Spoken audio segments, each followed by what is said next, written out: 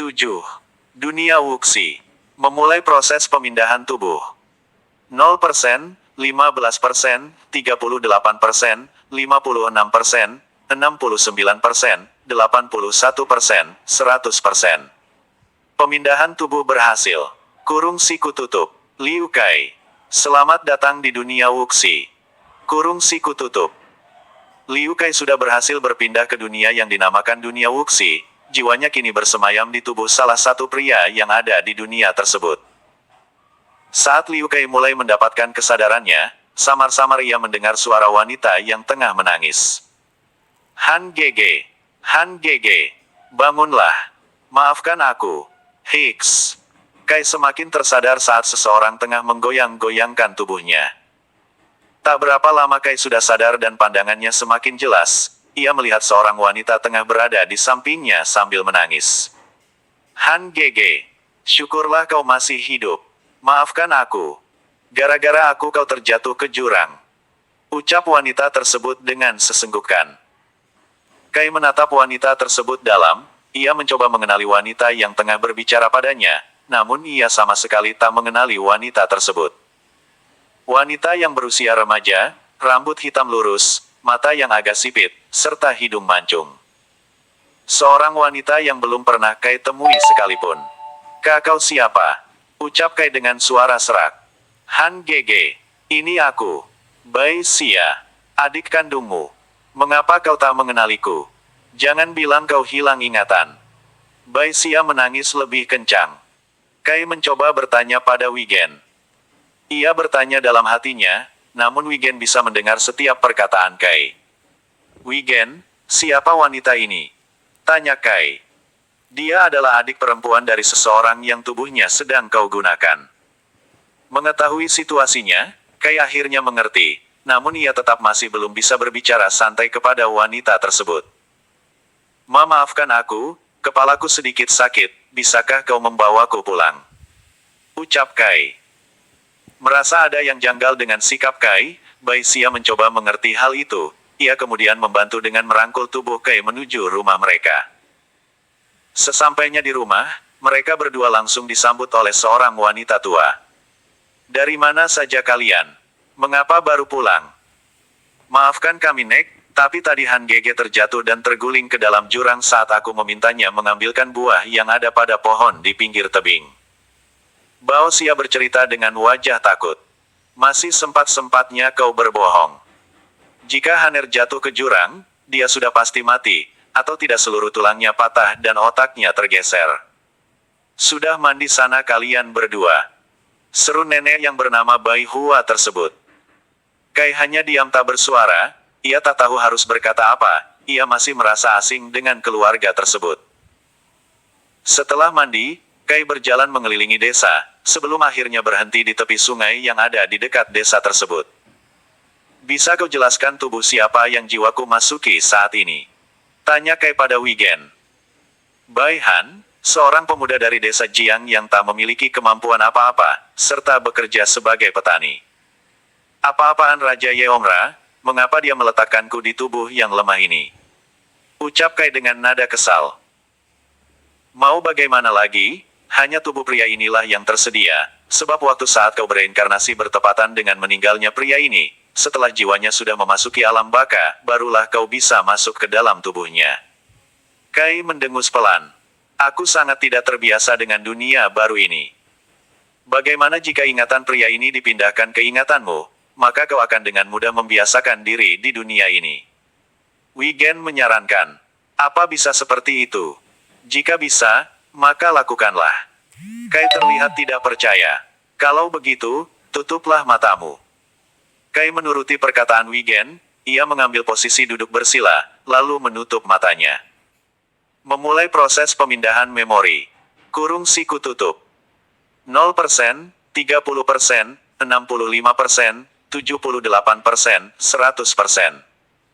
Proses pemindahan memori berhasil. Kurung siku tutup. Ark. Kai merintih kesakitan saat merasakan sakit pada kepalanya. Kai perlahan-lahan melihat bayangan-bayangan memori Bai Han memasuki kepalanya. Kai kini merasa seolah-olah dirinya adalah Bai Han. Ingatannya dengan ingatan Bai Han kini berhasil tercampur. Kai hanya menggunakan ingatan Bai Han untuk membiasakan diri di dunia tersebut. Ia tetap menggunakan ingatannya sebagai cara ia bersikap. Kai, apa kau mau melihat status dirimu? Tanya Wigen. Status? Apa maksudmu? Kai menangkat sebelah alisnya. Katakan, info status. Petik 2. Info status. Ucap Kai. Seketika muncul layar biru yang memperlihatkan status Liu Kai saat ini. Info status. Kurung siku tutup. Nama, Liu Kai. Umur, 21 tahun. Level, kelas. Pekerjaan, petani. Skill point. Battle point, 100. Gold, 100. XP, 0/100. HP, 100/100. Mob, 50/50. Apa-apaan ini? Mengapa banyak sekali bahasa yang tidak ku mengerti? Skill, HP, MP, Battle, Gold, apa-apaan itu semua? Tanya Liu Kai. Sistem pertama kali diciptakan di dunia yang bernama Bumi, mereka menggunakan bahasa Inggris sebagai bahasa utama mereka, istilah-istilah serta kosakata dalam sistem menggunakan bahasa mereka. Kalau begitu banyak sekali yang harus kupelajari, membuatku pusing. Kai menghela nafas kasar. Tidak perlu kau pelajari, aku bisa memasukkan seluruh kosakata dalam sistem baik istilah maupun kata kunci ke dalam ingatanmu. Kau tak perlu mempelajarinya. Benarkah? Aku mulai menyukai sistem ini. Baik, tunggu apa lagi? Ucap Kai antusias. Kai menutup kembali matanya dengan posisi masih duduk bersemedi. Memulai proses memasukkan kosakata. Kurung siku tutup. Mohon menunggu beberapa saat. Kurung siku tutup. Proses selesai. Kurung siku tutup. Liu Kai membuka matanya, ia kemudian mencoba kembali melihat layar biru berisi status dirinya. Sistem ini memang menakjubkan. Aku tak perlu belajar apapun, tapi aku mengerti seluruh kata-kata asing yang ada di hadapanku. Kai tersenyum sumringah, walau aku mengerti semua arti kosakata tersebut, tapi aku masih belum mengerti kegunaan skill point, battle point, serta XP tersebut. Skill point digunakan untuk mengupgrade skill milikmu, HP, maupun MP, battle point bisa kau dapatkan dari setiap pertarunganmu melawan roh jahat, ataupun didapatkan setiap kenaikan level, dengan battle point kau bisa menukarnya dengan sesuatu yang menarik, serta XP adalah pengalamanmu dalam bertarung, jika kau bisa melampaui jumlah XP yang dibutuhkan, kau bisa naik ke level selanjutnya. Berarti hal yang harus aku lakukan adalah menaikkan level. Baiklah. Akan kumusnahkan roh jahat dengan tubuh lemah ini. Ucap Kai antusias. Tiba-tiba beberapa orang pemuda datang dan langsung menarik lengan Kai. Ayo. Kami butuh boneka untuk latihan memanah, ucap salah satu pemuda tersebut. Para pemuda tersebut berjumlah 4 orang, masing-masing dari mereka membawa busur panah serta pedang di pinggangnya. Liu Kai menepis tangan pemuda yang menariknya tersebut. Apa-apaan kau? Liu Kai tampak menatap tajam ke arah pemuda itu.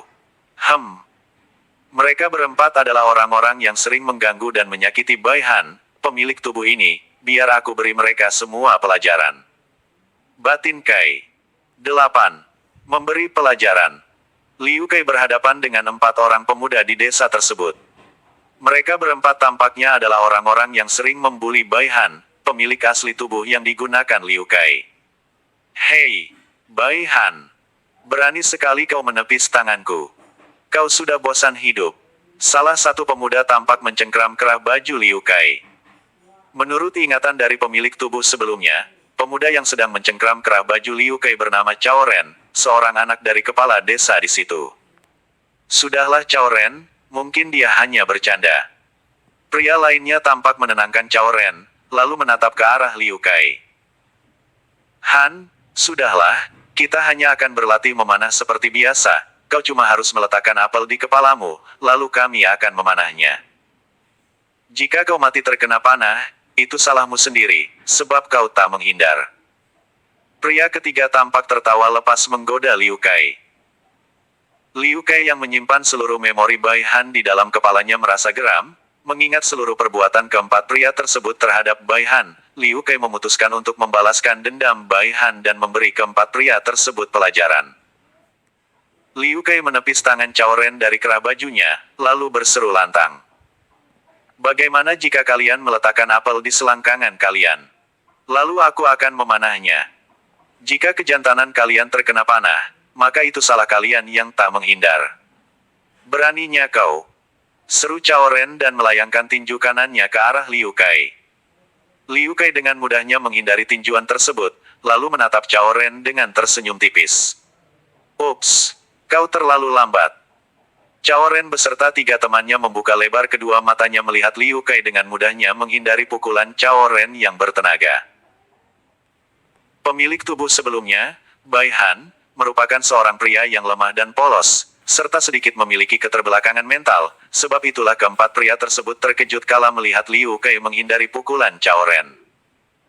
Cao Ren menggeram sebelum kembali melayangkan 2 tinjuan beruntun ke arah wajah Kai, namun sekali lagi, Kai berhasil menghindari serangan tersebut dengan mudahnya. Cao Ren semakin berang, matanya memerah, ia merasa dipermalukan oleh Kai. Ia langsung menghunuskan pedangnya, lalu mengayunkan pedang tersebut ke arah Kai. Kai menunduk dengan mudahnya. Tak berhenti sampai di situ, Cao Ren terus-menerus menebaskan pedangnya ke arah Liu Kai, namun tak ada satupun dari serangannya yang berhasil melukai Liu Kai yang bahkan Liu Kai sama sekali tidak tergores sedikit pun. Cao Ren berteriak kesal, ia lalu menyuruh ketiga temannya untuk menyerang Liu Kai. Ketiga teman Cao Ren menyerang Liu Kai menggunakan pedangnya dalam waktu yang hampir bersamaan. Kai berhasil melompat mundur menghindari ketiga serangan tersebut, lalu melucuti salah satu pedang dari ketiga pemuda tersebut, kemudian menendangnya tepat di bagian perut hingga ia terpental ke belakang. Liu Kai menggenggam erat pedang yang baru saja ia ambil dari tangan pemuda itu dan bersiap menghadapi 2 orang yang tersisa. Kedua pemuda tersebut kembali menyerang Kai secara bersamaan. Kai menangkis kedua pedang mereka menggunakan pedangnya, namun akibat tubuh Bai Han sangatlah lemah, membuat Liu Kai kalah saat beradu kekuatan dan terjatuh ke tanah dalam posisi terduduk. Kesempatan tersebut langsung digunakan salah satu pemuda, ia mengayunkan pedangnya ke arah Liu Kai. Liu Kai mencoba menghindari tebasan pedang tersebut dalam keadaan belum siap sepenuhnya, sehingga serangan tersebut berhasil menyayat lengan kirinya. Liu Kai meringis kesakitan. Sialan! Tubuh pemuda ini sangat lemah. Percuma memiliki kemampuan berpedang yang tinggi, jika beradu kekuatan saja tubuh ini tidak sanggup. Liu Kai kembali menggenggam pedangnya, lalu berdiri dan membuat kuda-kuda. Liu Kai menarik nafas dalam sebelum mengeluarkan seluruh kemampuan berpedangnya. Kemampuan berpedang yang sangat tinggi dari Liu Kai terbukti mampu mengimbangi kedua pemuda tersebut, bahkan berhasil mendaratkan serangan yang cukup fatal pada bagian dada salah satu pemuda. Pemuda yang tersisa tampak bergetar ketakutan. Bagaimana mungkin anak lemah sepertimu memiliki kemampuan berpedang tingkat tinggi? Tak ada yang tak mungkin di dunia ini. Seru Liu Kai, kemudian menyerang pemuda tersebut dan berhasil menyayat bagian perut pemuda itu. Ketiga pemuda lainnya langsung berlari meninggalkan area tersebut. Mereka menganggap Liu Kai sedang kesetanan hingga tiba-tiba memiliki kemampuan yang tinggi. Cao Ren cukup terintimidasi, namun ia mempertahankan harga dirinya sebagai pendekar terkuat di desa tersebut. Cao Ren menghunuskan pedangnya dan melesat maju menyerang Liu Kai. Mereka kemudian bertukar serangan. Gelar pendekar terkuat di desa tersebut buktinya tak berguna di hadapan Liu Kai. Hanya dalam pertukaran singkat, Liu Kai berhasil melucuti pedang milik Cao Ren dengan kemampuan berpedangnya yang tinggi. Kai kemudian menghajar Cao Ren habis-habisan, membuat beberapa tulang di tubuh Cao Ren patah serta wajahnya dipenuhi luka lebam. Kai kemudian mencampakkan pedang yang ada di tangannya, lalu meninggalkan area tersebut sambil mendengus kesal. Cih! Pendekar kelas tri seperti mereka hanya berani mengganggu orang lemah, sungguh memalukan.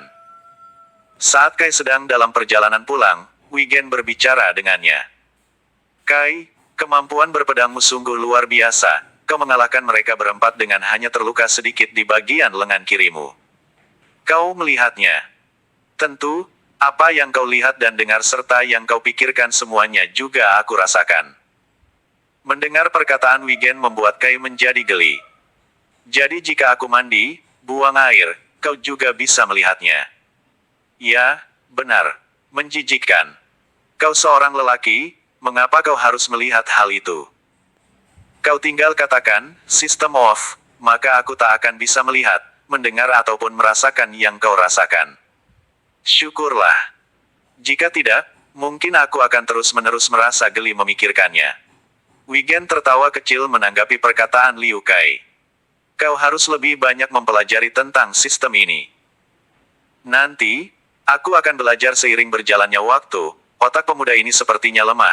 Aku selalu merasa pusing setiap memikirkan sesuatu yang berat. Serta pemuda ini memiliki tubuh yang sangat lemah. Apa kau memiliki cara untuk meningkatkan kualitas tubuh ini? Kau memiliki poin tukar, pergilah ke menu tukar poin. Sepertinya walau kau belum mempunyai level, ada 2 item yang bisa kau tukarkan. Sebentar, aku cek dulu. Setelah beberapa saat Wigen mengakses data, ia kembali berbicara pada Kai. Ada 2 item yang bisa kau tukarkan sekarang ini. Pergilah ke menu tukar poin. Shop, tukar poin. Ucap Liu Kai. Tukar poin. Battle point, 100. Menu item. Mata roh suci, 55 poin. Tubuh pendekar kelas 3/70 poin. Kurung siku tutup. Coba jelaskan padaku, apa itu tubuh pendekar kelas 3? Tanya Liu Kai. Tubuh pendekar kelas 3 merupakan jenis tubuh yang pertama kali para pendekar dapatkan saat mulai belajar ilmu bela diri. Tubuh ini sanggup menampung 500 lapis tenaga dalam, memiliki kualitas tulang perunggu, otot muda, serta biasanya dimiliki oleh pendekar kultivasi tingkat jiwa serigala awal. Sepertinya tubuh itu pun juga lemah, tetapi tak masalah, aku akan mengambilnya, setidaknya lebih baik dari tubuh yang sangat lemah ini. Tapi tunggu dulu, tulang perunggu, otot muda, jiwa serigala, apalagi itu? Tanya Liu Kai. Apa kau ingin aku menjelaskannya padamu? Tidak, besok saja, sudah cukup untuk hari ini. Otak pemuda ini sudah sangat penuh dengan memori dari 2 orang sekaligus. Baiklah, apa kau jadi menukar tubuh tersebut? Apa kau yakin tidak memilih mata roh suci? Tanya Wigen memastikan. Tidak, yang kubutuhkan sekarang adalah kualitas tubuh yang baru. Kai menegaskan. Baiklah, akan aku tukarkan battle poinmu. Memulai proses penempaan tubuh. Mohon tunggu beberapa saat. Proses penempaan tubuh selesai. Selamat Liu Kai. Kau telah berhasil mendapatkan tubuh pendekar kelas 3. 9. Dia bukanlah Bai Han. Kai merasa sedikit ngilu saat penempaan otot serta tulang pada tubuh barunya.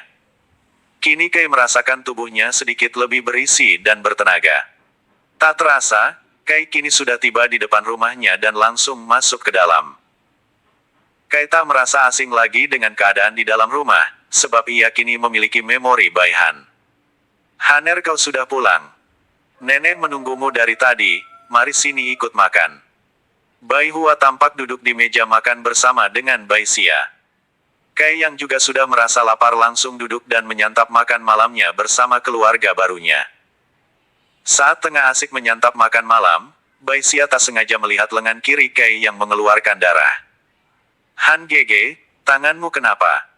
Melihat hal itu, Bai Hua langsung menghampiri Kai. Ini pasti ulah anak-anak nakal itu, mereka masih saja mengganggumu. Bai Hua kemudian mengobati lengan Kai setelah mengambil obat-obatan serta perban dari dalam kamar. Ia mengobati lengan Kai dengan tatapan sendu, terlihat raut wajah kesedihan yang ia coba tahan. Kai mengerti mengapa nenek tersebut merasa sedih, ia juga tak terima dengan perlakuan yang selama ini Bai Han alami, namun ia tak bisa berbuat banyak, begitu juga dengan Bai Xia, ia tampak sudah biasa menghadapi situasi seperti ini. Kai kini merasa tindakan yang baru saja ia lakukan sudah benar, memberi pelajaran kepada keempat pemuda yang selalu mengganggu Bai Han semasa hidupnya. Bai Han, kini kau bisa beristirahat dengan tenang, aku akan menjaga ibu serta adikmu, sebagai bayaran atas tubuhmu ini, batin Liu Kai.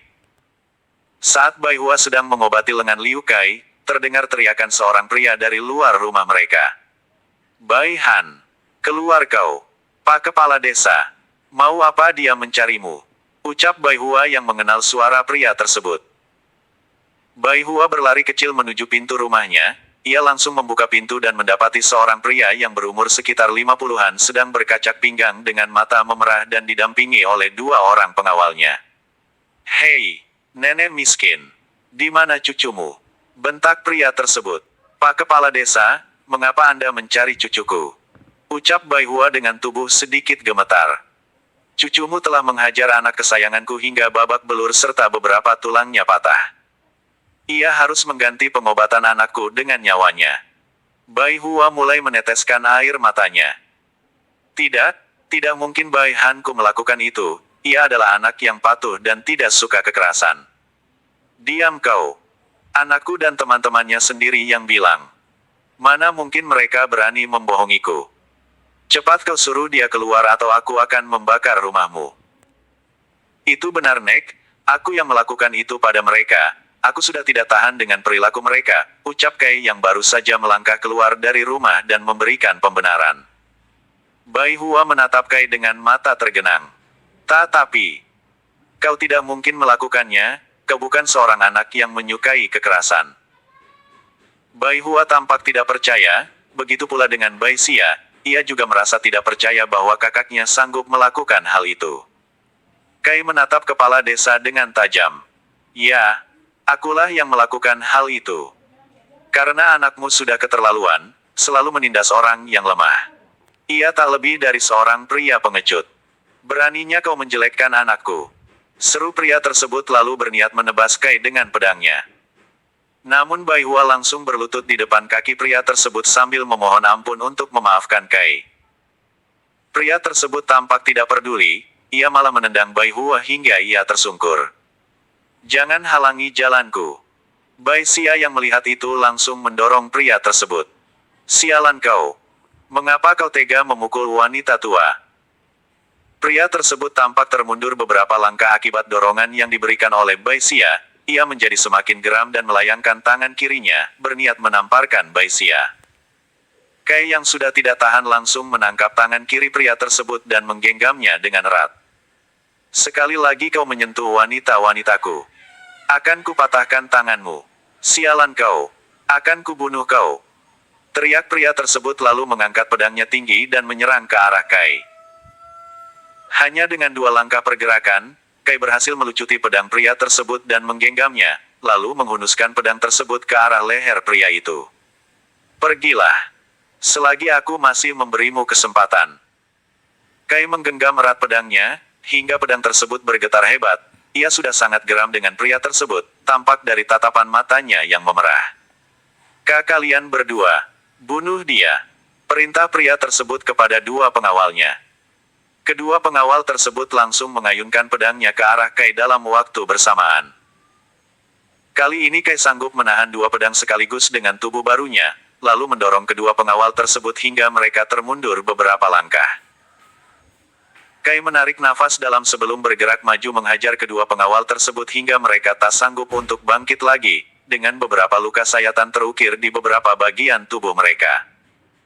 Kai kemudian menatap pria tersebut, yang kini tampak gemetaran. "Kakak kau, bagaimana bisa kau menjadi sekuat ini?